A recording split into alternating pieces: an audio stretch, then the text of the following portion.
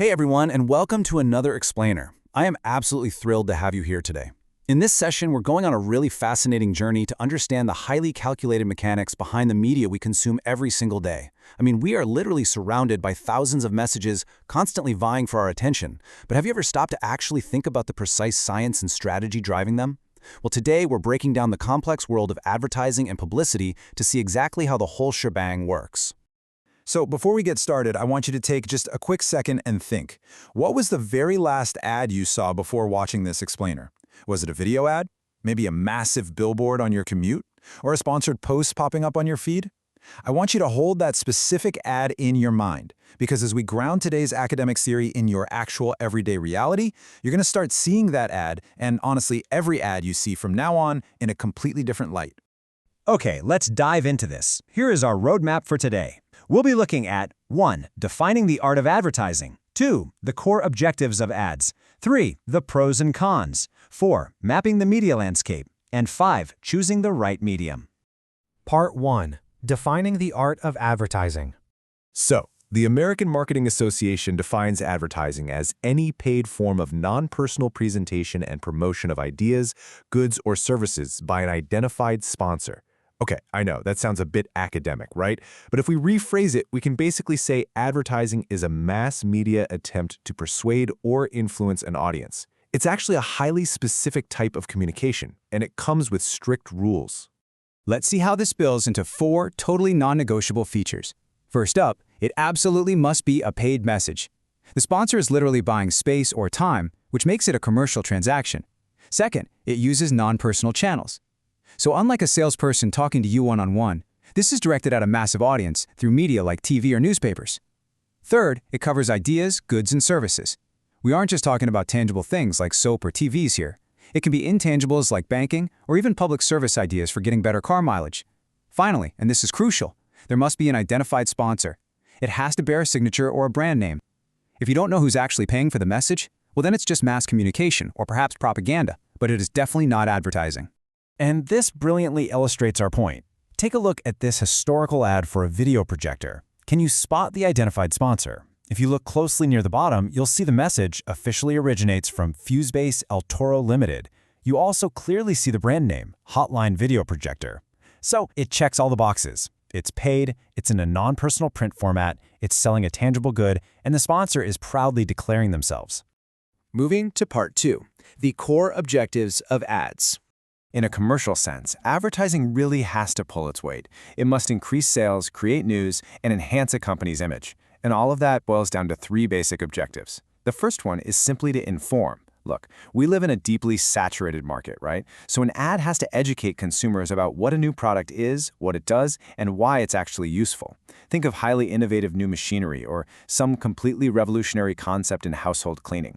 A huge amount of informative advertising is required over a long period just to explain the basic concept to the public. The second objective is to persuade. This is where we see the active, calculated attempt to change consumer behavior. Advertisers want to build brand preference, or better yet, encourage you to switch from a competitor over to them. This very often takes the form of comparative advertising, trying to prove why one brand is clearly superior to another. It's like those classic head-to-head matchups we always see between competing everyday brands on the supermarket shelf. And the third core objective is to remind. This one is absolutely vital for products that have a high rate of repeat purchase. You know, the stuff you buy constantly, like razor blades, soft drinks, or soap. At this stage, the goal isn't necessarily to educate you. I mean, you already know what a soft drink is. The goal here is to keep their specific brand name dominant in your mind, so you just instinctively ask for it again and again. Now, these 3 broad categories, inform, persuade, remind, they actually cascade down into highly specific daily goals for marketers. An ad might be designed to create a really distinctive brand personality, essentially giving a product a relatable character that's associated with a specific type of user. But here's where it gets really fascinating. It is not always about the end consumer. A sort of hidden goal of advertising is actually to please retail stockists who desperately need quick turnover. It can even be utilized to boost the morale of the company's own salespeople. Honestly, sales teams love seeing their brand showcased out there in large, impressive formats. Section 3. The pros and cons. Throughout our sources, we see this clear, undeniable tension presented between 2 very different viewpoints: advertising as a vital economic engine versus advertising as a machine that manufactures discontent. So let's take an impartial look at the arguments from both ends of this spectrum. On the positive side, advertising is championed as a major catalyst for growth. By generating mass demand, it essentially assures large-scale production. And believe it or not, that actually enables sellers to reduce their production costs, which lowers the final price for consumers like us. It helps middlemen, like wholesalers and retailers, sell products much faster. It acts as an indirect guarantee of quality. And importantly, it creates massive employment opportunities across the entire creative and strategic process. We're talking copywriters, artists, media planners, the whole industry. But flip the coin, and the criticisms are just as prominent. Critics argue that a lot of advertising is just noisy and, frankly, in bad taste, constantly telling us we smell bad or have terrible teeth. It often insults consumer intelligence with these really indefinite claims, like saying a tire gives more mileage without actually saying more than what. Critics also point out that it heavily manipulates emotions over logic, trying to convince someone a skin lotion makes them more attractive rather than just focusing on its antiseptic value. Furthermore, some strongly argue it multiplies artificial wants. You might be perfectly happy with your moped until an ad for a flashy new motorcycle makes you feel totally discontented. Finally, because media relies so heavily on advertiser revenue, critics worry this financial dependence can seriously curb media autonomy and freedom. Section 4. Mapping the media landscape. Obviously, advertising requires a channel to actually carry the message to the target audience. In the industry, we call this channel a medium.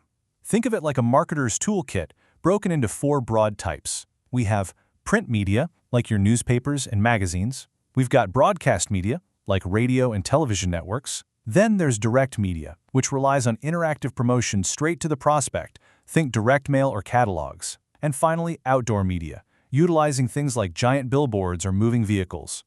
Now, what's really interesting about this data is how it highlights their varied strengths. Each tool does a very different job. A newspaper offers maximum reach, but primarily among literate populations, with mostly geographic targeting. Magazines? They're more restricted in reach, but they offer incredible demographic selectivity. You can easily target a highly specific group of hobbyists, for example. Television delivers a massive audience with completely unparalleled visual impact. Direct mail, on the other hand, skips the mass audience entirely in favor of highly personalized, targeted communication right to someone's mailbox. And finally, Section 5, choosing the right medium. If you take away nothing else, remember this core rule. There is no single best medium for every situation. What works brilliantly for one product could be an absolute disaster for another. Sure, television might be incredibly impactful visually, but it's also staggeringly expensive, making it useless for reaching a highly localized niche audience affordably. So the crucial point is that advertisers must weigh a really complex set of variables. They have to consider the target audience demographics. For instance, print media is entirely unsuitable if you're trying to reach a community with low literacy rates. They must consider the exact message being conveyed. Does it absolutely require a visual demonstration? If so, scratch radio off the list. They have to rigorously factor in their advertising budget constraints and decide whether they need to reach a localized neighborhood or scale massively across the globe. It's like a giant puzzle where the medium has to perfectly fit the message and the audience. Which brings us to our final thought. We've seen today how ads are rigidly defined, strategically crafted to inform, persuade, and remind, and precisely placed in the media landscape to maximize their impact on you. So, I'm going to leave you with this question to ponder. As you go about your day and you inevitably encounter that next sponsored message, does advertising simply inform you of what you need, or is it meticulously designed to tell you what you lack? Thank you so much for joining me on this explainer. Keep asking questions, and I'll catch you next time.